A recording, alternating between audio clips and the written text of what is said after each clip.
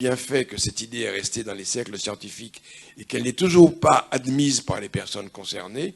Je veux dire, si vous demandez à des gens, vous faites un micro-trottoir, vous allez trouver 95% de gens pour vous dire que la race est quelque chose de bien réel, de bien biologique, et qu'on ne peut pas méconnaître le fait que cette personne est blanche, que cette personne est noire. Et pourtant, dans le passé, cette couleur de peau n'était pas pertinente. Je veux dire, elle se voyait certes, je veux dire, dans des siècles très anciens, 12e siècle, 11e siècle, avant. Bon. La couleur de peau n'était pas quelque chose qui marquait une hiérarchie. La personne était différente, mais elle n'était pas forcément inférieure du fait de sa couleur de peau. Et donc cette hiérarchie, elle a été fabriquée. Bon, je n'ai pas le temps de vous raconter l'histoire des Irlandais et de comment ils sont devenus blancs, mais il faut que vous sachiez que les Irlandais, au XVIe siècle, sont brusquement devenus blancs. Ils sont devenus blancs tout en devenant aussi des oppresseurs après avoir été opprimés.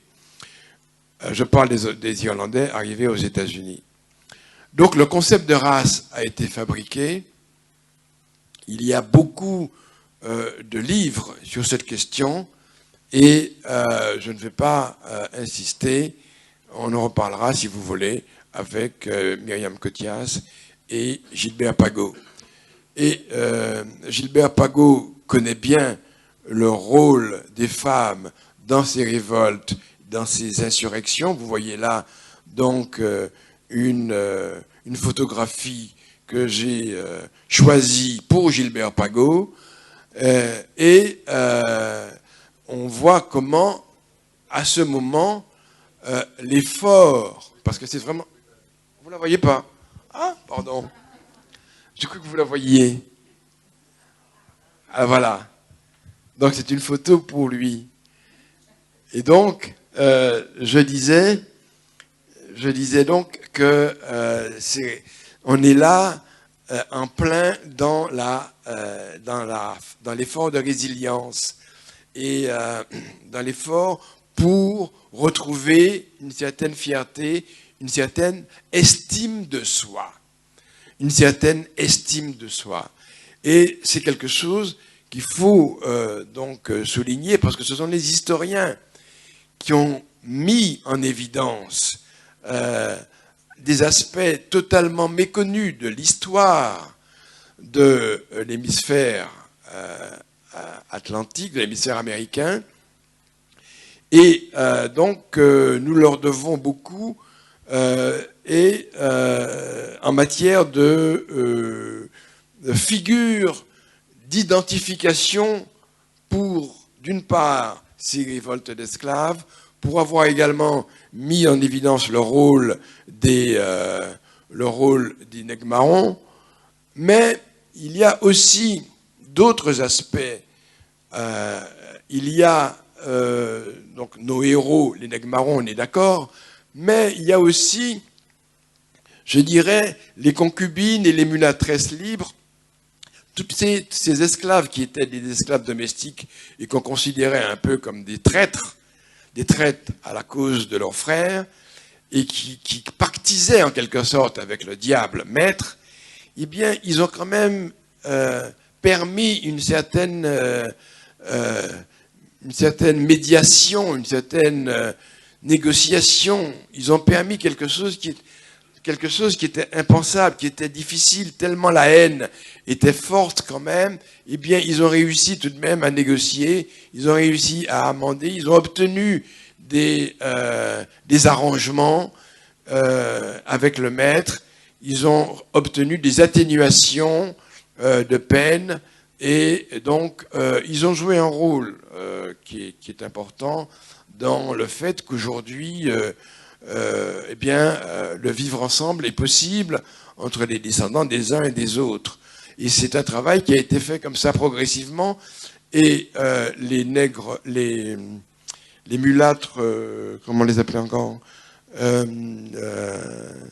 les affranchis qui ont conquis leur liberté, ont joué, bien entendu, aussi un rôle, bon, certes, parfois quelque peu ambigu, mais enfin un rôle très important pour cette résilience, cette émancipation des Noirs, notamment pour ce qui concerne donc l'éducation, l'apprentissage de la lecture, l'enseignement. Et il faut évidemment parler de la construction du créole comme un élément important, puisque il a fallu tout de même communiquer. Cette construction du créole a été aussi un ciment, de même que le combat des anti-esclavagistes blancs et noirs. Je voudrais dire, après ces révoltes, cette abolition, l'instruction, là, vous voyez donc toutes ces images, vous dire que cette résilience, elle est aussi le fait de cette résurrection des danses identitaires, des danses du Bel Air en Martinique, le Gwoka qui a pris une importance considérable en Guadeloupe. Et je veux dire que ce retour de la culture de l'époque esclavagiste, eh bien, ce retour a permis de retrouver une sorte de réconciliation avec soi-même, avec ses racines, avec sa culture ancienne, même si, bien entendu, on n'oublie pas la résilience, elle n'est pas, donc ça n'est pas une machine à laver l'histoire, on n'oublie pas, on ne fait pas comme si ça n'a jamais existé, on fait avec, et c'est pour ça que je termine sur cette photographie, en vous disant tout de même que la sortie de l'esclavage, c'est aussi une dynamique individuelle et collective. Et donc, je rappelle donc l'instruction, l'accès à son histoire, le retour de cette culture identitaire, la préservation du patrimoine, la dynamique tournée vers l'avenir, parce qu'on ne va pas rester macéré dans la souffrance, on ne va pas rester macéré. Et pourquoi je dis qu'on ne va pas rester macéré dans la souffrance? Parce qu'en effet, et ça je vous demande de le retenir, on entend très souvent que on nous finit puis ça, enfin, vous parlez trop souvent de tout ça, c'est pas la peine de retourner, de revenir, etc. Bon. Eh bien, je voudrais souligner que chaque fois qu'on en parle, on en parle différemment. Et ce qu'on dit, ce que disent les historiens spécialistes aujourd'hui de l'esclavage, ce n'est pas ce qu'on disait il y a seulement une vingtaine d'années sur l'esclavage. Et ce que nous lisons dans, par exemple, Aimé Césaire et Frantz Fanon, ce n'est pas ce qui était écrit du temps du Quesnay, du temps, enfin je parle des poètes de l'époque et même du temps de René Maran, même si ça a été quand même un excellent romancier. Mais enfin, je veux dire, ce qui était dit à cette époque-là a été révisé au fur et à mesure. Et ce qui est intéressant, c'est que les médecins, les psychiatres spécialistes du psychotraumatisme conseillent aux psychotraumatisés de reparler, de réévoquer le traumatisme, les circonstances du traumatisme. Et en effet, chaque fois que ces personnes traumatisées reparlent du traumatisme, elles en parlent différemment.